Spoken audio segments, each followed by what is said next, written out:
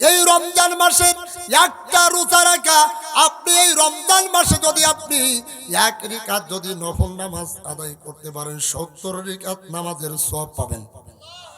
আরো জোরে বলেন। এক রাকাত নামাজ যদি ইখলাসের সাথে ঈমান হালাতে যদি আপনি আদায় করতে পারেন, আপনি 70 রাকাত নামাজের সওয়াব পাবেন। এজন্য আল্লাহ তাআলা বলতেছেন, ইয়া আইয়ুহাল্লাযিনা আমানু কুতিবা আলাইকুমুস সিয়াম কামা কুতিবা আলাল্লাযিনা মিন ক্বাবলিকুম লাআল্লাকুম তাত্তাকুন।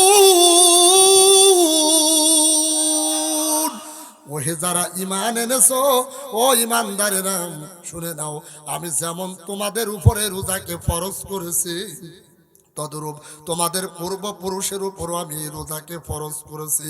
এই রোজার মাধ্যমে তোমরা খোদাবিরু আল্লাহকে ভয় করো, তাকওয়া অর্জন করে নাও। এটা তাকওয়া অর্জন করার মাস, আর এই মাস থেকে ইবাদত করে নাও। তার কারণ হলো এই যে মাসটা, এই যে রমাদান মাস যখন চাঁদ দেখা যায়, আল্লাহর নবী বলেন রমাদান মাসের চাঁদ যখন আকাশে দেখতে পাও, ওই চাঁদ দেখার মাত্র আল্লাহ সমস্ত কবরবাসীর আযাবকে আল্লাহ মাফ করে দেয়। রমাদান মাসের চাঁদ দেখা মাত্র আল্লাহ রাব্বুল আলামিন, মহান রাব্বুল আলামিন জাহান্নামের শিকলি দিয়ে ইবলিস শয়তানকে বেঁধে রাখে।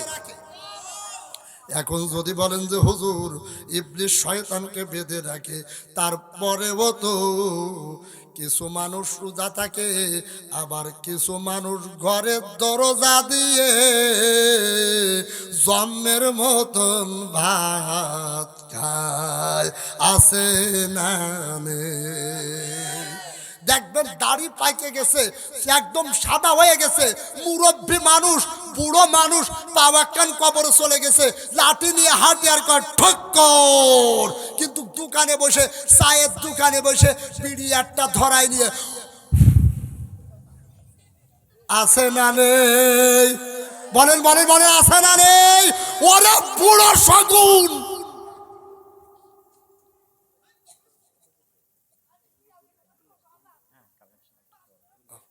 কি ভাই আপনারা কষ্ট পাচ্ছেন? একটু ভালো করে বলেন।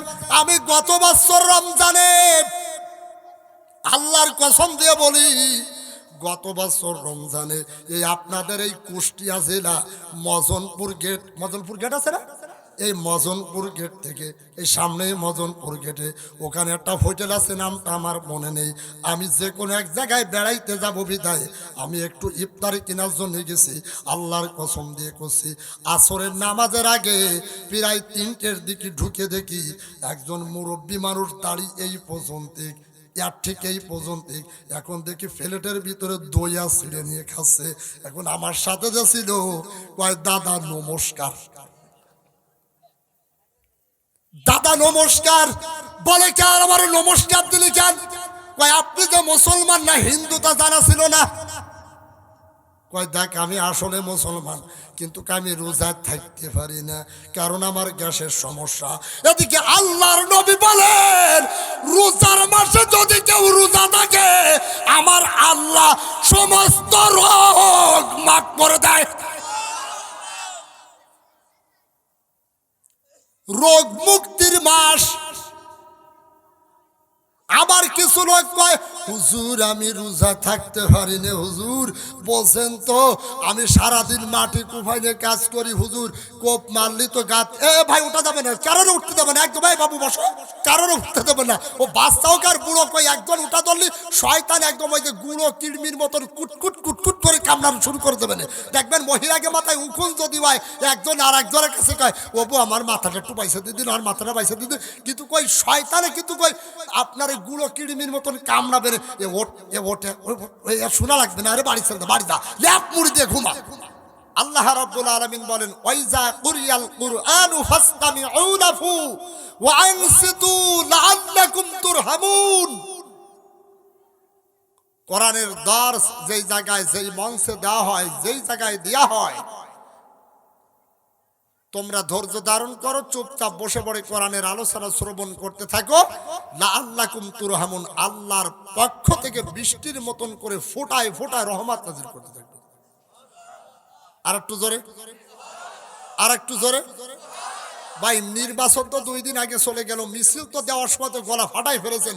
আপনি একবার সুবহানাল্লাহ আল্লাহু আকবার যদি মন থেকে বলতে পারেন, এই যে আমার ভাইজান সাক্ষী, আপনি যদি হৃদয় থেকে যদি একবার আল্লাহু আকবার বলতে পারেন, বিশ্ব নবী বলেন ওর হালটার রোগ থাকতে আমার আল্লাহ মাফ করে দেবে। আর একটু জোরে বলেন তো আল্লাহু আকবার। তাহলে এই ময়দানের ভিতরে বসলে, কোরআনের আলোচনা শুনলে রহমত নাজিল করবেন তিনি কে? আর একটু জোরে। সম্মানিত আমার প্রিয় ভাইয়েরা, আম্মা জান আয়েশা সিদ্দিকা রাদিয়াল্লাহু তাআলা আনহা একবার তিনি ঘর থেকে নজর করে তাকিয়ে দেখতেছেন আল্লাহর নবী আমার কোরআনের আলোচনা শ্রবণ করতেছেন, আর সাহাবায়ে কিরাম মনোযোগ সহকারে আলোচনা শ্রবণ করতেছে। আম্মা জান আয়েশা সিদ্দিকা রাদিয়াল্লাহু তাআলা আনহা ঘর থেকে নজর করে তাকিয়ে দেখতেছেন ওই মজলিসের উপরে, ওই ময়দানের উপরে আকাশ থেকে বৃষ্টির ফোঁটা ঝরে ঝরে পড়তেছে। আম্মা জান আয়েশা সিদ্দিকা রাদিয়াল্লাহু তাআলা আনহা আল্লাহর নবীর জন্য বাড়তি একটা কাপড় নিয়ে রেডি হয়ে আছেন। আল্লাহর নবী আমার কোরআনের দার্স দিয়ে ঘরে যখন ফিরে গেল, আম্মা জান আয়েশা ডাক দিয়ে বলেন, ইয়া রাসূলুল্লাহ, ইয়া হাবিবাল্লাহ, কিছুই তো বুঝলাম না। আপনি যখন ময়দানে কথা বলতেছিলেন, আমি লক্ষ্য করে দেখি ওই ময়দানের উপরে আকাশ থেকে বসুন্ধরায় বৃষ্টির ফোঁটা জোরে জোরে পড়তেছে। আমি লক্ষ্য করতেছিলাম, এই দেখে দেখে আমি আপনার জন্য বাড়তি কাপড় নিয়ে রেডি হয়ে আছি। আল্লাহর নবী আমার ডাক দিয়ে বলেন, আয়েশা, তুমি যেটা দেখেছো ওটা মিথ্যা কিছু না। আমি যখন কোরআনের আলোচনা করতেছিলাম আর আমার সাহাবায়ে কিরাম যখন কোরআনের আলোচনা মনোযোগ সহকারে শ্রবণ করতেছিল, আল্লাহ রাব্বুল আলামিন বসুন্ধরায় বৃষ্টির মতন করে ফোটায় ফোটায় রহমত নাজিল করতেছিল। আর জোরে বলেন আল্লাহু আকবার। তালি আমার ভাইরা আমার, ময়দানের ভিতরে যদি আসেন, চিৎকার করে আওয়াজ করে বলতে হবে রহমত নাজিল করবেন তিনি কে? আর একটু জোরে আওয়াজ করে বলা লাগবে কে? তাহলে ময়দানের বাহিরেই যদি আপনি থাকেন, দোকানে যদি আপনি থাকেন, আপনি কিন্তু রহমত পাবেন না, বরঞ্চ রহমতের পরিবর্তে গজব পাইতে পারেন। কথা কয় না? বলেন বলেন বলেন, আওয়াজ করে বলেন। তারই ময়দানের ভিতরে আসছি, রহমত পাবেন এই গ্যারান্টি দিচ্ছেন কে? আর একটু আওয়াজ করে বলা লাগবে কে? রহমতের ভিতরে যদি আসতে চান, ময়দানের ভিতরে যদি রহমত যদি পেতে চান, রিয়াজুল জান্নার ভিতরে আসা লাগবে। আমার বাসা দিয়ে আমি বলি, আমার ভাইজান বলেছেন রিয়াজুল জান্নাহ, আর এই রিয়াজুল জান্নার ভিতরে যেই মানুষগুলো ঢোকে তারা ওই জান্নাতি বান্দা। আরো জোরে। আমার প্রিয় মুসলমান ভাইরা আমার, ভাইরা আপনাদের দিকে কি খেজুরের গাছ কাটা হয়? খেজুরের গাছ কাটা এই অল্প না না, ঠিক আছে। এই খেজুরের গাছ যখন কাটে, যেই জিনিসটাতে রসটা বেয়ে বেয়ে পড়ে ওইটাকে কি বলে? নলি। কেউ বলছে নল, কেউ বলছে নলি। আচ্ছা বলেন তো দেখি, ওই রসটা যার ভিতরে পড়ে ওইটা কি বলে? হাড়ি। কেউ বলছে হাড়ি, কেউ বলছে ভাড়, যাই হোক যেটাই বলেন মনে করেন। আচ্ছা ওই ভাড়টা বলেন নলির এক হাত ডাইনে এক হাত বামে যদি এক হাত ওই পিছনের দিকে সরাই দেওয়া হয়, সত্যিকারের জবাব দেন তো দেখি, রস কি একটু ভিতরে পড়বে? কোথায় যাবে? বাইরেই। বিশ্বাস করেন, আজকের এই মাহফিলের মঞ্চটা একটি খেজুরের গাছ, আর আমি হলাম এই গাছের নলি, আপনারা হলেন ভাড়, আর এই প্যান্ডেলটা এটা হলো এই খেজুরের এই মঞ্চের এই সামিয়ানাটা এটা খেজুর গাছের পাতার মতন। যদি আপনারা ময়দানের ভিতরে আসেন, ভার যেমন এক হাত ডাইনে বা এক হাত বামে যদি চলে যায়, এক হাত পিছনে যদি চলে যায়, রড যেমন ভিতরে যাবে না, তদ্রূপ আপনি মঞ্চের ভিতরে আসবেন না, দোকানে বসে চানাচুর খাবেন আর বিড়ি সিগারেট ছুকটান দুকটান মারতে থাকবেন আর কবেন যে ফজিলাত নিয়ে বাড়ি দেব। অসম্ভব, অসম্ভব। ভাই আপনারা কি আমার ভাষা বুঝতে কষ্ট হচ্ছে? খুলনা বিভাগের মানুষ, আমরা তো একই বিভাগের মানুষ, না জেলা ডাক্তার ডিফারেন্স। আমার প্রিয় ভাইরা, আবার রাত যেমন পড়বে না, তাহলে আজকের এই ময়দানের ভিতরে যদি আসে, আপনারা এখান থেকে ফজিলাত নিয়ে যাবেন। আর এই ময়দানে বসে যতবার যদি কোরআনের আলোচনা শুনে, ব্যাখ্যা শুনে যদি চোখের পানি যদি ছাড়তে পারেন, আপনার একটা ফোঁটা চোখের পানি নাকের ডগায় আসার আগে আল্লাহ আপনার জীবনের গুনাহ মাফ করে দেবে। তাহলে আলোচনা শোনা লাগবে মনোযোগ আকর্ষণ করে, কান দুইটা খরগোশের মতন খাড়া করে দিয়ে আলোচনা শোনা লাগবে। যদি আপনার ঈমান যদি থাকে, আপনার ভিতরে যদি ঈমান থাকে, যার ভিতরে ঈমান আছে তার ভিতরে ঈমানের জজবা তৈরি হবে, ঈমানের জজবা তৈরি হবে, ওই ব্যক্তি কোরআন ছেড়ে কোথাও যেতে পারে। এখন বলতে পারেন যে হুজুর কোরআন যে ঈমান যে আছে এটা আমরা কেমনে বুঝবো? নামাজ যারা পড়ে না তারাও বলে ইমানদার, যারা সুদ খায় তারাও বলে ইমানদার, যারা নামাজ পড়ে টুপি মাথায় দেয় তারাও বলে ইমানদার। হুজুর আমরা ইমান পরীক্ষা করব কেমন করে? ভাইজান আমার ভুল হলে ধরাই দেবেন। আল্লাহ পাক রব্বুল আলামিন বলছেন, আমার ইসলাম আব্দুল কাইম এই আয়াতটাই পড়েছিল, ইন্নামাল মুমিনুনা আল্লাযিনা ইযা যুকিরাল্লাহু ওয়াজিলাত কুলুবুহুম ওয়া ইযা তুলিয়াত আলাইহিম আয়াতুহু যাদাতুহুম ঈমানা ওয়া আলা রাব্বিহিম ইয়াতাওয়াক্কালুন। যার ভিতরে ঈমান আছে আল্লাহ পাক নিজেই গ্যারান্টি দিচ্ছেন, যার ভিতরে ঈমান আছে যেই ব্যক্তি মুমিন। ওয়াজিলাতের ব্যাখ্যা বলছি, ওয়াজিলাত কুলুবুহুম, প্রত্যেকটা মানুষের বাম বুকের নিচের স্থানের নিচে এখানে একটা গোশতের টুকরা আছে। এই গোশতের টুকরাটার নাম আরবিতে বলা হয় কলব। কি বলা হয়? বলেন বলেন। কলব বলা হয়। এবার আপনি একটু মিলাই নেন, এই আয়াতের সাথে মিলান, আপনি একটু মিলাই নেন। আপনার যদি ওই কলবটা যদি পরিষ্কার থাকে, আপনার ভিতরে যদি ঈমান থাকে, আপনার কোরআনের আলোচনা শুনলে, আল্লাহর বড়ত্ব নাম শোনা মাত্র আপনার ওই গোশতের টুকরাটা কেঁপে কেঁপে উঠবে। দুই নাম্বারটা মিলান, আপনার ভিতরে যদি ঈমান থাকে, আপনার ঈমান আছে কিনা আপনি কেমন করে বুঝবেন? আপনার ভিতরে যদি ঈমান থাকে, আপনার এই কোরআনের আলোচনা শুনলে, আল্লাহর বড়ত্বর নাম শুনলে, আপনার অন্তরে একটু শান্তি শান্তি ভাব লাগবে। তিন নাম্বারটা একটু ভালো করে শোনেন, তিন নাম্বারটা হলো আপনার ভিতরে যদি ঈমান থাকে, এবার একটু ভালো করে শোনেন, আল্লাহর বড়ত্বর নাম শোনা মাত্র আপনার গায়ে যে লোমগুলি আছে এই লোমগুলি খাড়া হয়ে উঠবে। আরো জোরে বলেন আল্লাহু আকবার।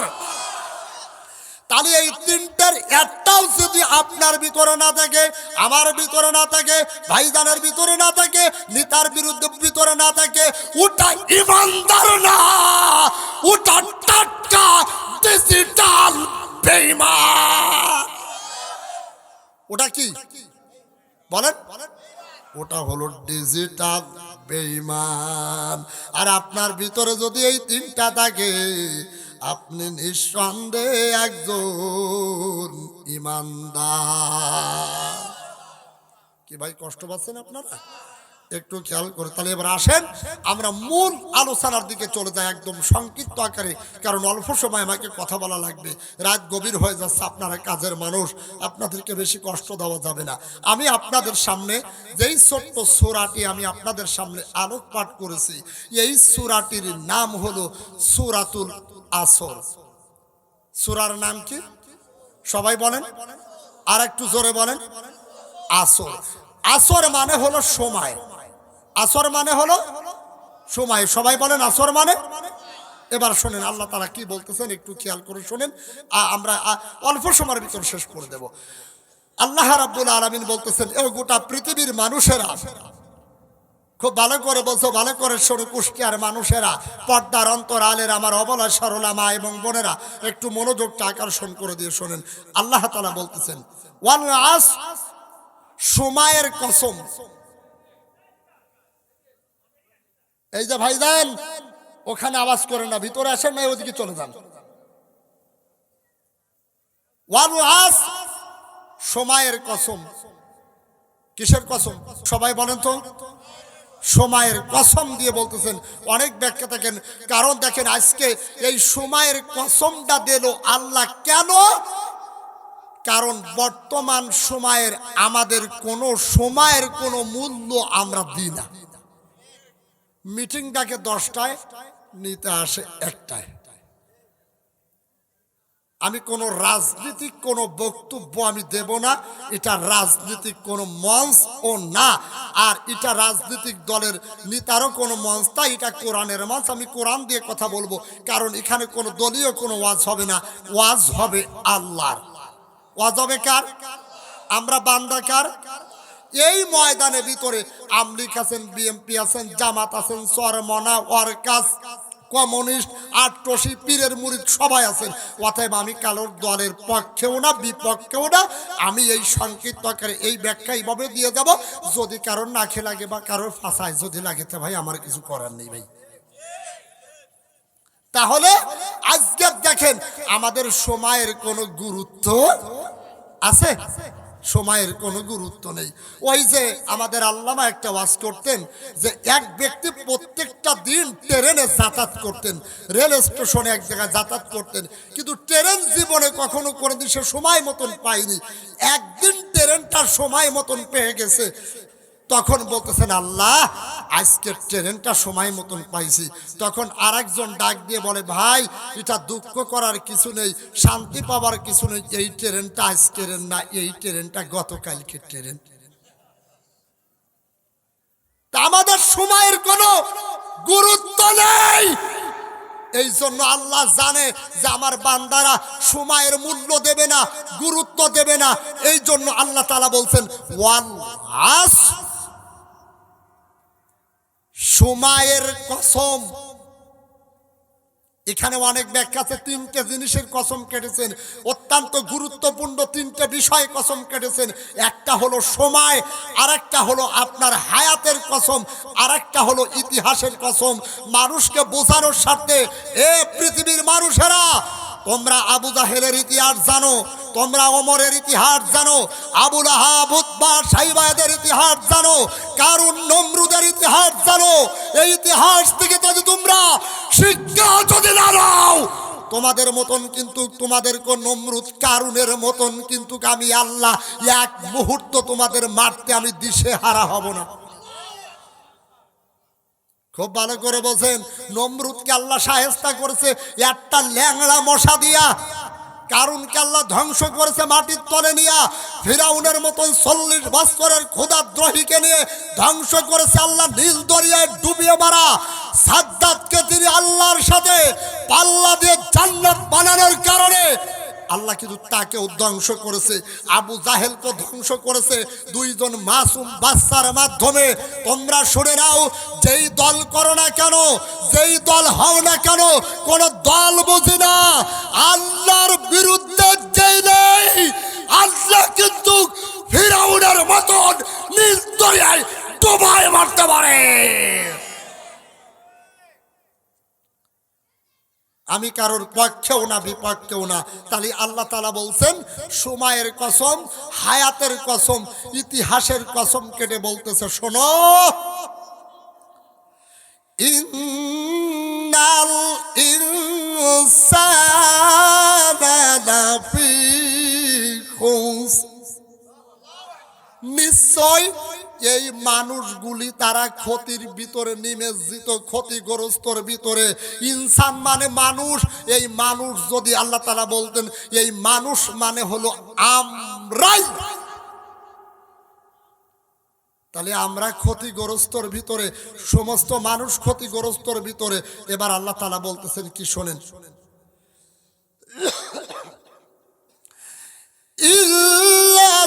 ইল্লাল্লাযীনা আমানু,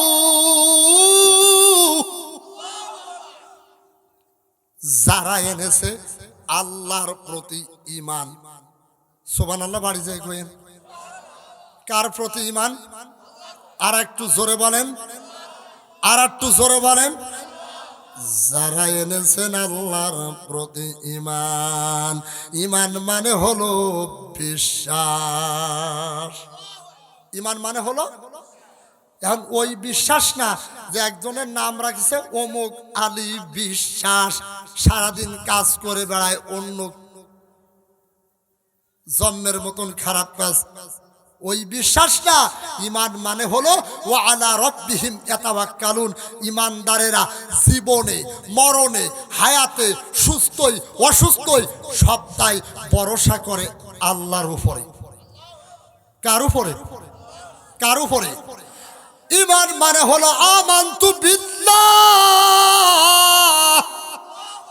ঈমানদারেরা আল্লাহর উপরে ঈমান আনবে। আমানতু বিল্লাহি ওয়া মালাইকাতিহি, ফেরেশতার প্রতি ঈমান আনো। এখন যদি বলেন হুজুর আল্লাহর প্রতি ঈমান আনবো, এখন ফেরেশতাদের প্রতি ঈমান আনবো কেন? শুনে নেন আল্লাহর বান্দারা ও পর্দার অন্তরালের মায়েরা, মানুষও আল্লাহর অবাধ্য হয়, জিনও আল্লাহর অবাধ্য হয়, একনিষ্ঠতার সাথে গোলামি দাসত্ব করে একমাত্র আল্লাহর ফেরেশতারা।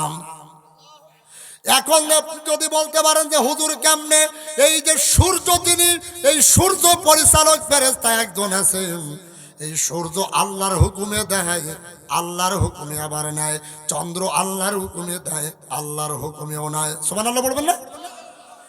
তোমার নামে সূর্য ওঠে আলোর ধারা নিয়ে,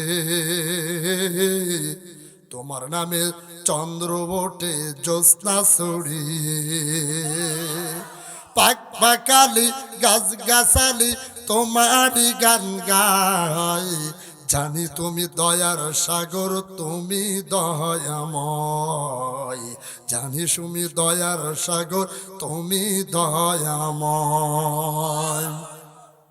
তাহলে এই চন্দ্র চলে কার হুকুমে? সূর্য চলে কার হুকুমে? এই যে সাতমুখ আসমান, এই আসমান 4 জন ফেরেশতা কাঁধে করে নিয়ে দাঁড়িয়ে আছে। সুবহানাল্লাহ বলবেন না? আর এই ফেরেশতারা একনিষ্ঠতার সাথে আল্লাহর ইবাদত করে, আল্লাহর গোলামি করে। আপনারা বা জান কবজ করার জন্য একজন ফেরেশতা আছে না নাই? এই ফেরেশতা কিন্তু যেখানে থাকেন না কেন আপনার জান কবজ করবেন। ইজা জাআ আজালুহুম লা ইস্তাখিরুনা সাআতাও ওয়া লা ইস্তাকদিমুন। মৃত্যু যখন আসবে 1 সেকেন্ড আগেও না, 1 সেকেন্ড পরেও না। সময় মতন মৃত্যু হবে, 1 সেকেন্ড আগেও না, 1 সেকেন্ড পরেও না। আইনামা তাকুনু ইদরিকুমুল মাউত ওয়ালাউ কুনতুম ফি বুরুজিম মুশাইয়াদা। আপনি দুর্গে থাকেন, প্রাসাদে থাকেন, মৃত্যুর থেকে পালাবার কোনো সুযোগ আছে? এক লোক আপনাদের পোড়াদার থেকে মনে করেন রাজশাহী যাবে, এখন উনি কোয়া বগিতে উঠে দেখে আমার এই ভাইজানের মতন একজন মুরব্বী মানুষ একটা কুত্তার বাচ্চা কোলে করে নিয়ে বসে আছে। এখন লোকটি ওই কোয়া বগিতে ঢুকছে, ঢোকার পরে তিনিও মুসলমান, তিনিও দাঁড়িয়ে আছে। উনি কি ধারণা করছে মুসলমান না কি জানে। এখন কুত্তার বাচ্চা যিনি কোলে করে নিয়ে বসে আছে, উনি আমার এই ভাইজানের মতন লোকটাকে একটা ধমক দেবে, আমি একজন জলি জুলতো টাটকা মুসলমান, আমি এখানে বসে আছি, তুই আমাকে সালাম দিলি না। তখন আমার ভাইজানের মতন লোকটা ডাক দিয়ে বলে, ভাই দেখেন আপনি যে মুসলমান না হিন্দু না বৌদ্ধ না খ্রিস্টান এটা আমার জানা ছিল না, কারণ মুসলমান কোনোদিন কুত্তারে বাচ্চা কোলে করে নিয়ে বসতে পারে না। পারে? কুত্তার বাচ্চা কোলে করে নিয়ে বসতে পারে না।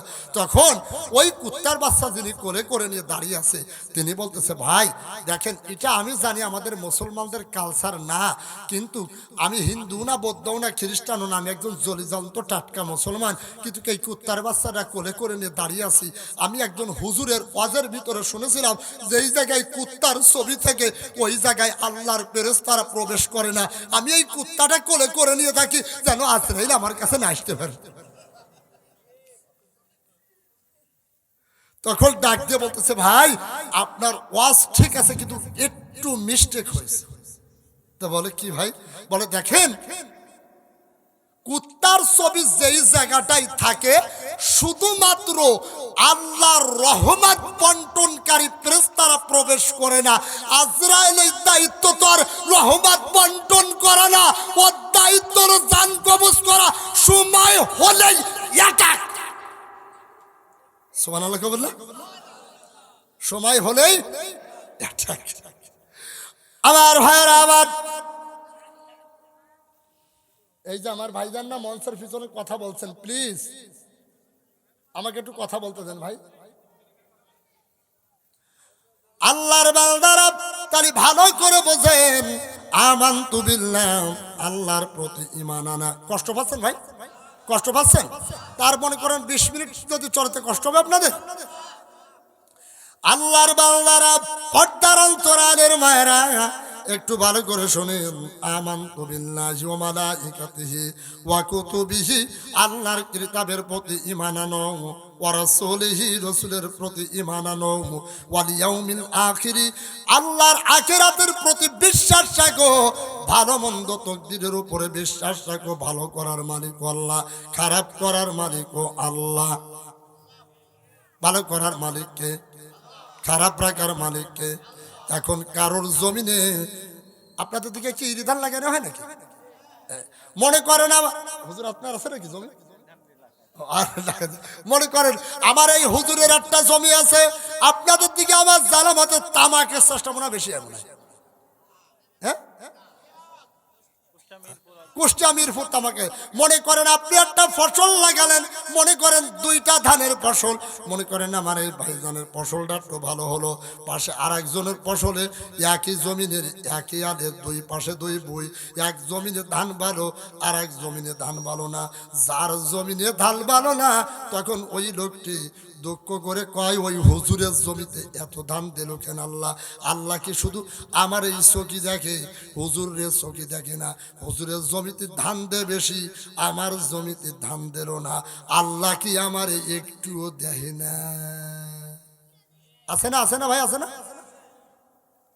দেখবেন কিছু লোক আছে, বিশেষ করে মাহবুবদের ভিতরে এই জিনিসটা বেশি আছে। অল্প বয়সে যদি কারোর স্বামী যদি মারা যায় বা কেউ যদি মারা যায়, তখন তারা বাহানা করে কান্না করে কয়, আল্লাহ তুমি আমারই দেখছো। কথা কন, কথা কন, কথা কন। তাহলে ভালো মন্দ করার মালিককে। ও আমার ভাইরা, আমানতু বিল্লাহ, আল্লাহর প্রতি ঈমান আনো। এবার একটু খেয়াল করেন, আল্লাযিনা ইল্লাল্লাযিনা আমানু, আল্লাযিনা আমানু, আল্লাহর প্রতি ঈমান আনো, ওয়া আমিলুস সালিহাত, ভালো ভালো কাজের আঞ্জাম দেওয়া।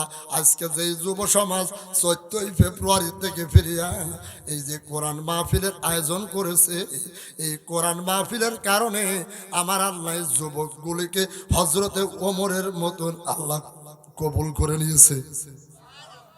একটু ভালো ভালো কাজের আঞ্জাম দেওয়া, এই যে ভালো ভালো কাজের আঞ্জাম দেওয়া, ওয়া আমিলুস সালিহাত, আমলে সালেহা করা। এই যে কোরআনের মাহফিলে যতক্ষণ বসে থাকবেন ততক্ষণ আপনার আমল নামায় আল্লাহ তাআলা নেকি দান করবেন। মাহে রমাদান মাস আসতেছে, রমাদান মাস। এই রমজান মাসে একটা রোজা রাখা, আপনি এই রমজান মাসে যদি আপনি 1 রাকাত যদি নফল নামাজ আদায় করতে পারেন, 70 রাকাত নামাজের সওয়াব পাবেন। আরো জোরে বলেন। এক রেখাত নামাজ যদি ইখলাসের সাথে ঈমান হালাতে যদি আপনি আদায় করতে পারেন, আপনি 70 রেখাত নামাজের সওয়াব পাবেন। এজন্য আল্লাহ তাআলা বলতেছেন, ইয়া আইয়ুহাল্লাযীনা আমানু কুতিবা আলাইকুমুস সিয়াম কামা কুতিবা আলাল্লাযীনা মিন ক্বাবলিকুম লাআল্লাকুম তাত্তাকুন। ওহে যারা ঈমান এনেছো, ও ঈমানদারেরা শুনে নাও, আমি যেমন তোমাদের উপরে রোজাকে ফরজ করেছি, তদরূপ তোমাদের পূর্বপুরুষের উপরও আমি রোজাকে ফরজ করেছি। এই রোজার মাধ্যমে তোমরা খোদাবিরু আল্লাহকে ভয় করো, তাকওয়া অর্জন করে নাও। এটা তাকওয়া অর্জন করার মাস, আর এই মাস থেকে ইবাদত করে নাও। তার কারণ হলো এই যে মাসটা, এই যে রমাদান মাস যখন চাঁদ দেখা যায়, আল্লাহর নবী বলেন রমাদান মাসের চাঁদ যখন আকাশে দেখতে পাও, ওই চাঁদ দেখার মাত্র আল্লাহ সমস্ত কবরবাসীর আযাবকে আল্লাহ মাফ করে দেয়। রমাদান মাসের চাঁদ দেখা মাত্র আল্লাহ রাব্বুল আলামিন, মহান রাব্বুল আলামিন জাহান্নামের শিকলি দিয়ে ইবলিস শয়তানকে বেঁধে রাখে। এখন যদি বলেন যে হুজুর ইবলিস শয়তানকে বেঁধে রাখে, তারপরেও তো কিছু মানুষ রোজা থাকে, আবার কিছু মানুষ ঘরের দরজা দিয়ে জম্মের মতন ভাত খায়, আছে না নেই? দেখবেন দাড়ি পাইকে গেছে, একদম সাদা হয়ে গেছে, মুরব্বী মানুষ, বুড়ো মানুষ, পাওয়াক্কান কবরে চলে গেছে, লাঠি নিয়ে হাঁটি আর কর ঠক্কর, কিন্তু দোকানে বসে, চায়ের দোকানে বসে বিড়ি একটা ধরাই নিয়ে আছে না নেই? বলেন বলেন বলেন, আছে না নেই? ওরে বুড়ো শগুন!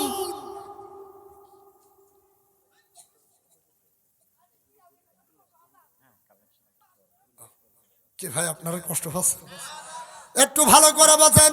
আমি গত বছর রমজানে আল্লাহর কসম দিয়ে বলি, গত বছর রমজানে এই আপনাদের এই কুষ্টিয়া জেলা মজনপুর গেট আছে না, এই মজনপুর গেট থেকে এই সামনেই মজনপুর গেটে ওখানে একটা হোটেল আছে, নামটা আমার মনে নেই। আমি যে কোনো এক জায়গায় বেড়াইতে যাব বিদায় আমি একটু ইফতারি কেনার জন্য গেছি। আল্লাহর কসম দিয়ে করছি, আসরের নামাজের আগে প্রায় 3টের দিকে ঢুকে দেখি একজন মুরব্বী মানুষ দাঁড়িয়ে এই পর্যন্ত, ইয়ার ঠিক এই পর্যন্ত, এখন দেখি প্লেটের ভিতরে দইয়া ছিঁড়ে নিয়ে খাচ্ছে। এখন আমার সাথে যে ছিল কয়, দাদা নমস্কার। দাদা নমস্কার বলে, কেন আমার নমস্কার দিলি কেন? কয় আপনি যে মুসলমান না হিন্দু তা জানা ছিল না। কয় দেখ আমি আসলে মুসলমান, কিন্তু আমি রোজা থাকতে পারি না, কারণ আমার গ্যাসের সমস্যা। এদিকে আল্লাহর নবী বলেন রোজার মাসে যদি কেউ রোজা থাকে, আমার আল্লাহ সমস্ত রোগ মাফ করে দেয়। রোগ মুক্তির মাস। আবার কিছু লোক কয় হুজুর আমি রোজা থাকতে পারি না, হুজুর বলছেন তো আমি সারাদিন মাটি কুফাইনে কাজ করি, হুজুর কোপ মারলি তো গাত। ভাই উঠা যাবে না, কারোর উঠতে দেবে না, একদম ভাই বাবু বসো, কারোর উঠতে দেবে না। ও বাচ্চা হোক আর বুড়ো, কই একজন উঠা ধরলি শয়তান একদম ওই যে গুঁড়ো কিড়মির মতন কুটকুট কুটকুট করে কামড়ানো শুরু করে দেবে না। দেখবেন মহিলাকে মাথায় উকুন যদি হয়, একজন আর একজনের কাছে কয় ওবু আমার মাথাটা একটু পয়সা দিয়ে দিন, আর মাথাটা পয়সা দিয়ে দিন, কিন্তু কই শয়তানে কিন্তু কই আপনার গুঁড়ো কিড়মির মতন কামড়াবে। শোনা লাগবে না, আরে বাড়ি ছেড়ে বাড়ি যা, ল্যাপ মুড়ি দিয়ে ঘুমা। একটু ভালো করে বাজান। তাহলে ইন্নাল্লাহ সিনা আমানু, প্রথমে হলো আল্লাহর প্রতি ঈমান আনা লাগবে। চিৎকার করে আওয়াজ করে বলেন, কার প্রতি ঈমান আনা লাগবে? এরপরে হলো ও আমিলুস সালিহাত, তোমরা ভালো ভালো কাজ করো, ভালো ভালো কাজের আঞ্জাম দাও। এই যে সামনে যে রোজা আসতেছে, এই রোজা কিন্তু কবরে আপনার আমার বন্ধু হিসেবে দাঁড়িয়ে যাবে। শোনেন, আল্লাহর নবীর এক কান কল করে হাদিসের অর্থ বলছি। হাদিস বলার সময় নেই, হাদিস অনেক লম্বা হাদিস, এখন হাদিস বলতে পারবো না, হাদিসের অর্থ বলছি। আল্লাহর নবী সাল্লাল্লাহু আলাইহি সাল্লাম বলেন, যেই উম্মাত কবরে যদি তার 4 জন বন্ধু বানায় নিতে পারে, ওই 4 জন বন্ধু যদি তার পাশে থাকে, আমার ওই উম্মাতের জন্য আল্লাহ নাজাতের ফয়সালা করে দেবে। এক নম্বর তার বন্ধু বানানো লাগবে কোরআন। কি বন্ধু বানানো লাগবে? আরো জোরে বলেন কি? যুবকেরা বলো কি? কোন মায়ে বন্ধু না, তোমার মায়ে বন্ধু তোমারে ফাঁকি দিয়ে চলে যাবে, তোমার গার্লফ্রেন্ড তোমারে ফাঁকি দিয়ে চলে যাবে, ও মা বোন তোমার বয়ফ্রেন্ড তোমারে ফাঁকি দিয়ে চলে যাবে, তোমার গার্লফ্রেন্ড বয়ফ্রেন্ড ও ভাইকেই বলছে ভালো করে শোনো, এই দুনিয়ার স্বার্থের জন্য তোমারে ভালোবাসে, তোমার কাছ থেকে টাকা পয়সা খাওয়ার পরে রে যুবক, ওই যুবতী মেয়ে যদি ওর থেকে তোমার থেকে ভালো একটা ছেলে দেখে, মনে করো তুমি চাকরি করো পুলিশে এবং আর একজনও পাইছে পিওনো সাহেবের চাকরি করে, ও তোমারে লাথি মাইরে ও আস্তে করে ওই পিওনো সাহেবের সাথে টুটুর ফুটুর করবে। যেমন 14 ফেব্রুয়ারিতে ফুল দিয়ে ভালোবাসা, আজকে যেমন আমাকে ফুলের তোলা দিয়েছে যুবকেরা, দেখবেন বিভিন্ন ফার্কের গুড়ায় যে দেখবেন 14 ফেব্রুয়ারিতে আজকের দিনে যুবক যুবতী একজন আর একজনের হাতে ফুলের মালা দিয়ে কয় আই লাভ ইউ।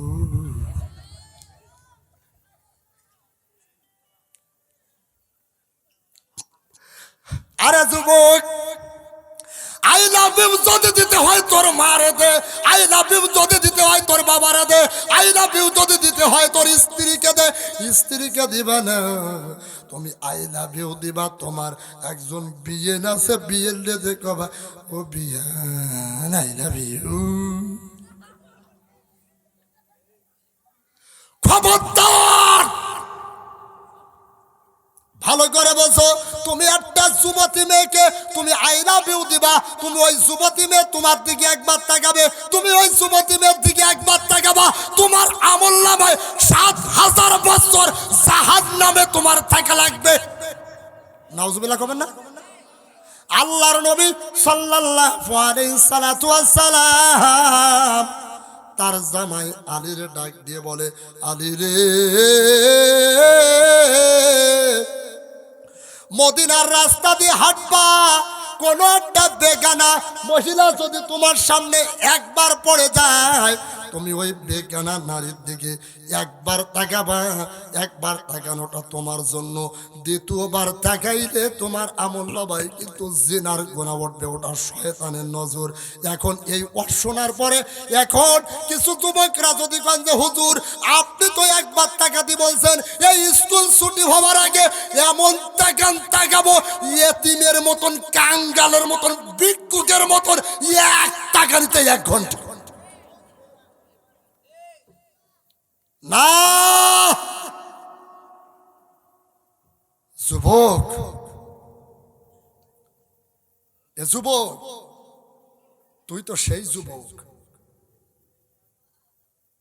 তুই তো সেই যুবক, তোর নাম না মাস, তোর নাম না মস, তোর নাম না ওমর, তোর নাম না আব্দুল্লাহ বিন উজ্জা, তোর নাম আব্দুল উজ্জা, তোর নাম আব্দুল্লাহ বিন জারি।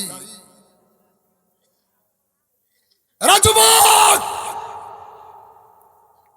সাবধান, এ যুবক আমার ভাইদার আছে, কোন একজন বুড়ো মানুষ বুড়া বয়সে ইবাদত করা আর যৌবন বয়সে একদিন ইবাদত করা, ওই যুবক বয়সের ইবাদত আল্লাহর কাছে বেশি কবুল হয়, কারণ যুবক বয়সের যৌবন বয়সের হিসাব দেওয়া লাগবে, বৃদ্ধ বয়সের কোনো হিসাব দেওয়া লাগবে না।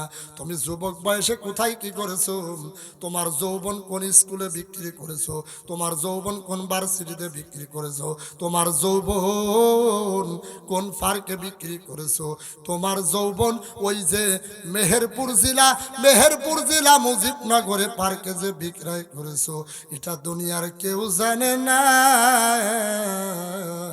এটা কিন্তু জানে একমাত্র আমার আল্লাহ। কে জানে? তাহলে ওয়ামিলুস সালিহাত, আমলে সালেহা করা লাগবে। আমি যুবকরে বলি, এ যুবক, তুই রাতের বেলায় যদি একটা সিজদা দিয়ে এক ফোঁটা চোখের পানি যদি ছাড়তে পারো, ওই চোখের পানি নাকের ডগায় আসার আগে আমার আল্লাহ তোর জীবনের সব অপরাধ মাফ করে দেবে। এ পর্দার অন্তরালের মা,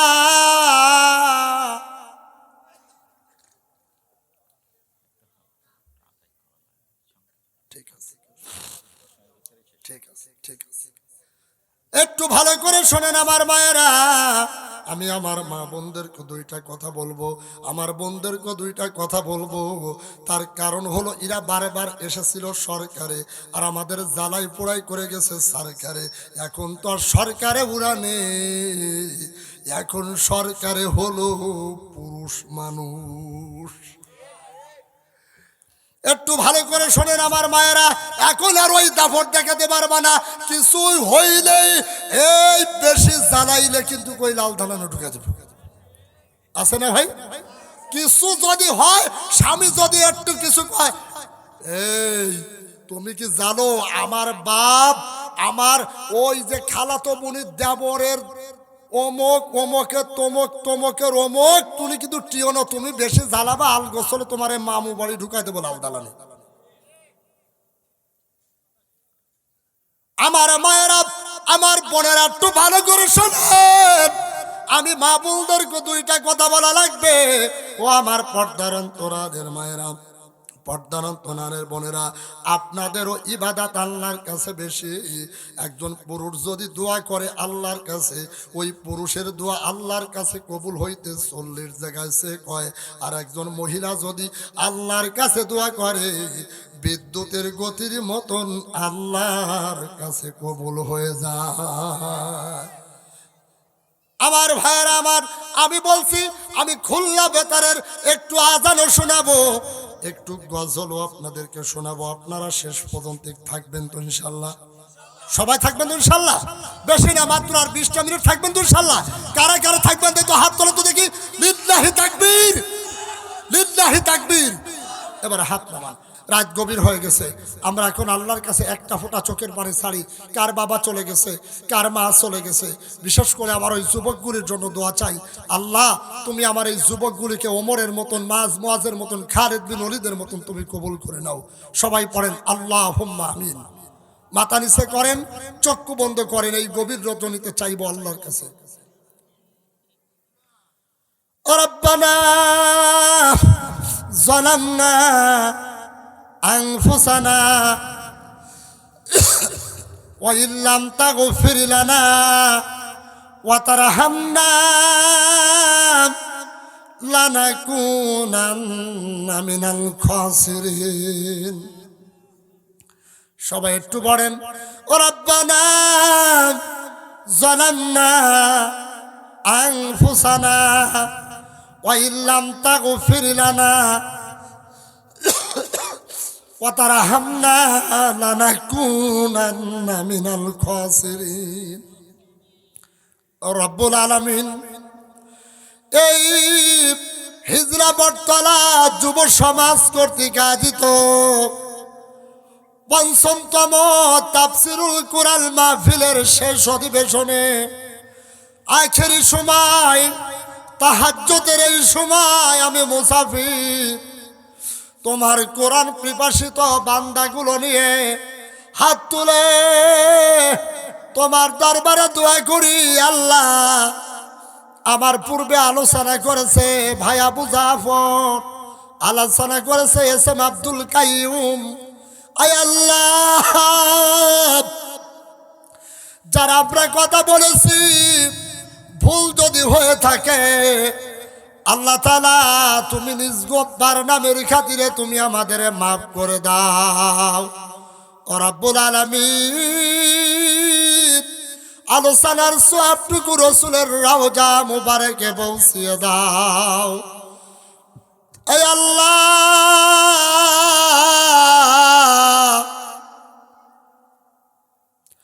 তুমি তাকায় দেখো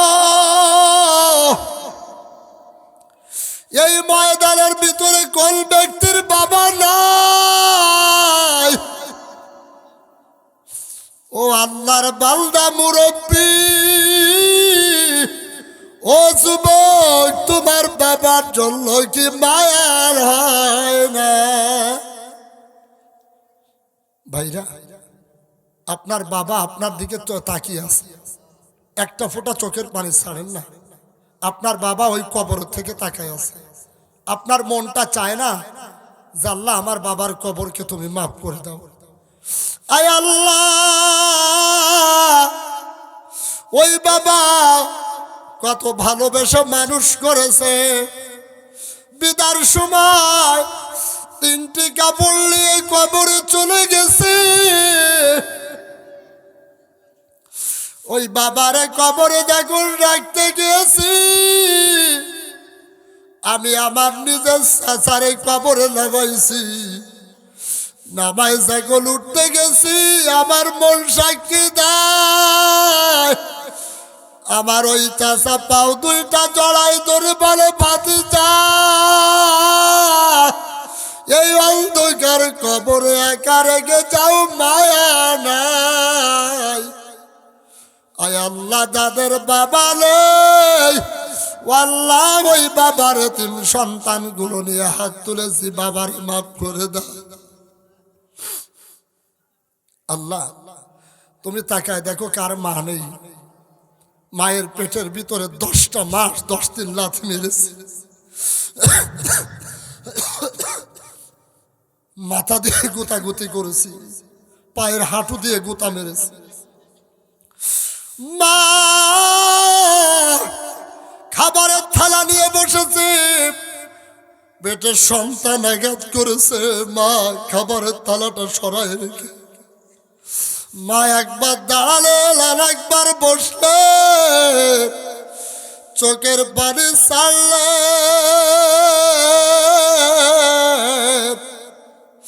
ওই মা জাল তার কবরে চলে গেছে, তুমি মারে মাফ করে দাও। কত মানুষ দেখো আল্লাহ কান্দে রে, অনেকেরই মা বাবা কবরে, বাবাও নাই রে, মাও নাই রে কবরে। এই দুনিয়া তাদের জন্য অন্ধকার। ভাইরা কান্দেন, কান্দেন, যুবক কান্দেন। আয় আল্লাহ, যাদের মা বাবা বেঁচে আছে হায়াত বাড়ায় দাও। আমার মা বাবা বেঁচে আছে, হায়াত বাড়ায় দাও। আয় আল্লাহ, কার মা বাবা নাই, তুমি যার মা বাবা নেই তারও মাফ করে দাও, তার মা বাবারে মাফ করে দাও। আয় আল্লাহ, জীবন ভরা যে কত গুনাহ করেছি, আমাদের মতন জাহান্নামের আসামিগুলো তুমি কি মাফ করবে না আল্লাহ?